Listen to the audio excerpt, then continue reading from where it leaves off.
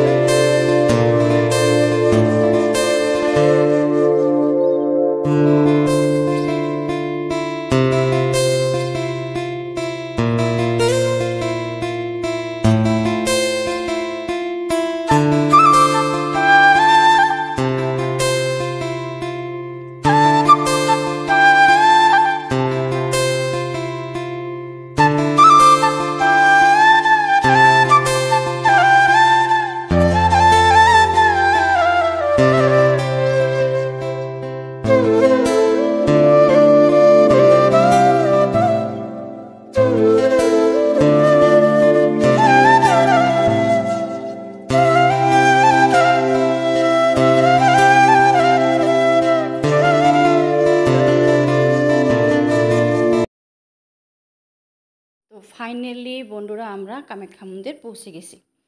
তো এখানে গাড়িটা ঠিক জায়গার মতো রেখে আমরা যাব পুজোর দোকানগুলোতে, একটু পুজোর জন্য প্রসাদ নেব। আর দোকানগুলোতে জুতো রাখা, আমরা জুতো পরেছি, জুতোগুলো রাখতে হবে, কেননা উপরে আর এখান থেকে উপরে আর জুতো পরে যেতে দেবে না। তো ওই দোকানেই জুতো রেখে, এরকম দোকান এখানে আছে যে ওখান থেকে প্রসাদ নেব। তো চলো তোমরা দেখতে থাকো।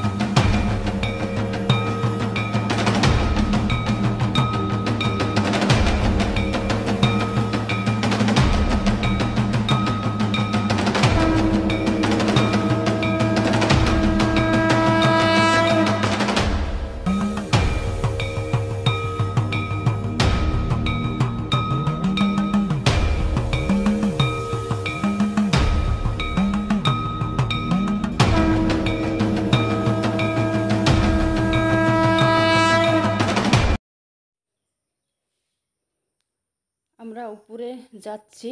তো ওখানে গিয়ে যে দোকান থেকে মায়ের জন্য প্রসাদ নেব।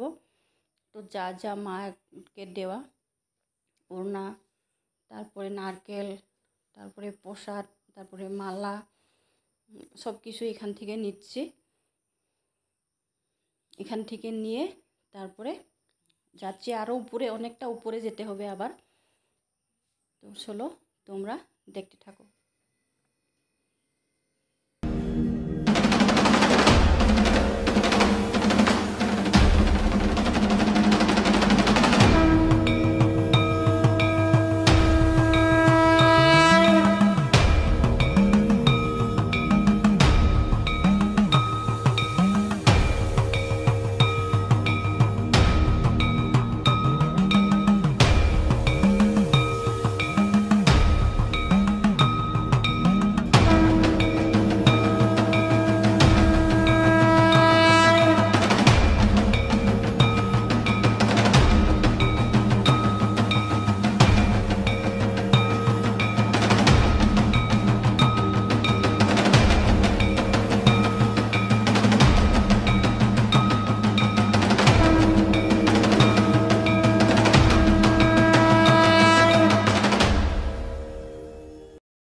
বন্ধুরা, আমরা প্রসাদ নিয়ে এসে গেছি এখানে।